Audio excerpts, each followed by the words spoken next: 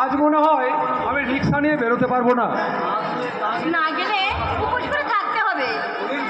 আরে আমার শরীরটা বলছে না, কাল রাত থেকে প্রচণ্ড জ্বর, তার উপর খাওয়া দাওয়া নেই, মাথাটা যেমন চক্কর দিচ্ছে, শরীরটা আমার থরথর করে কাঁপছে। আচ্ছা কি করে রিক্সা টানবো বলো তো? আমাদের জন্য চিন্তা করো না, শুধু ভাবছি বাবু যখন খেতে চাইবে তখন ওকে আমি খেতে দিয়ে মায়ের কর্তব্য পূরণ করবো। আচ্ছা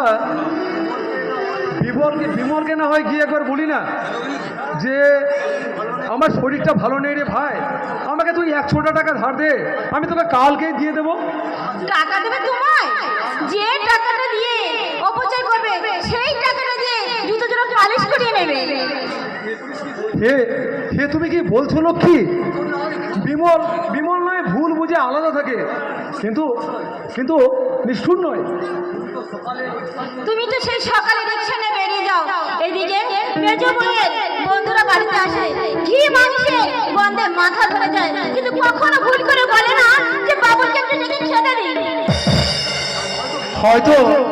হয়তো সে ভুলে যায়।